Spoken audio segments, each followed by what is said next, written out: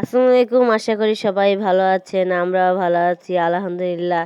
আজকে আপনাদের সাথে শেয়ার করব গ্লাস কাপ মাছ। কাটা গ্লাস কাপ মাছ নিয়ে আসছে বাজার থেকে আমার শ্বশুর।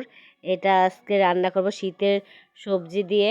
এই যে শীতের সবজি, এটা হচ্ছে নতুন আলু দিয়ে সিম দিয়ে আজকে রান্না করব গ্লাস কাপ মাছটা।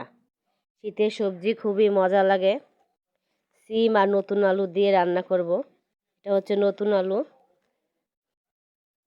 আর এই যে মাছগুলো আমি হলুদ লবণ মাখিয়ে নিয়েছি, এখন ভেজে নেব মাছগুলা। আজকে পাতা দিয়ে রান্না করব না, আজকে খড়ি দিয়ে রান্না করব। পাতা দিয়ে আজকে এমনি দেরি হয়ে গেছে, নাহলে পাতা দিয়ে রান্না করতাম। আর কি পাতা দিয়ে রান্না করলে আমার খুবই ভালো লাগে, পাতাও খুব ভালো জ্বলে। বাড়িতে অনেক কাঠ গাছ, এজন্য পাতা দিয়ে রান্না পরে, পাতা খুবই পরে বাসায়।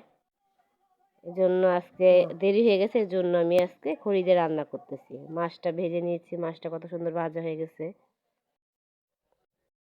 শীতের সবজি ভালোই লাগে, শীতের সময় ঠান্ডা ঠান্ডা সবজিও ঠান্ডা হয়ে যায়, তরকারি দিয়ে খেতে খুবই ভালো লাগে মাছ আর সবজি দিয়ে রান্না করলে।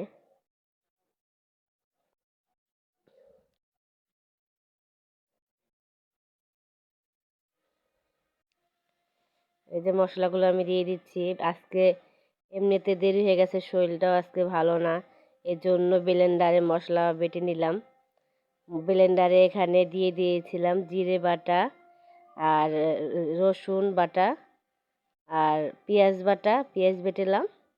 হলুদও দিয়ে দিচ্ছি, লবণও দিয়ে দিয়েছি, দিয়ে ভালো করে মশলাটা কষাচ্ছি পানি দিয়ে কষাইলে কি আর কি কাঁচা কাঁচা গন্ধটা হয় না, কাঁচা কাঁচা গন্ধ লাগে না। এই যে আমি এখন মশলাটা ভালো করে ভাজা ভাজা কষানো হয়ে গেছে, এখন শীতের সবজিগুলো দিয়ে দিচ্ছি আমি। সিম আর নতুন আলু দিয়ে দিচ্ছি। সিম আর নতুন আলু দিয়ে ভালো করে আমি কষাই নেব। এখন আমি পানি দিচ্ছি না, এখন ভালো করে আমি কষাই নিচ্ছি সিমগুলো আমি ভালো করে কষাই নিচ্ছি।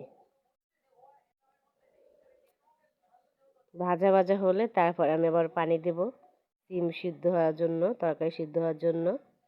এই যে ভাজা ভাজা হয়ে গেছে আমার, কত সুন্দর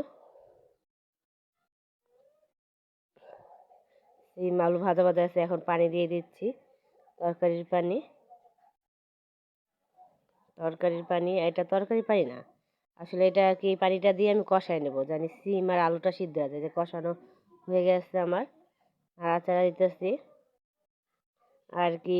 আর ভিডিওটা আজকে একটু সমস্যা হতেছে, বারবার হাতটা একটু নড়ে যাচ্ছে। এক হাত দিয়ে রান্না করা, এক হাত দিয়ে ভিডিও করা খুবই কষ্ট হয়ে যায়। ভিডিও করার মতন লোক নেই বাসায়।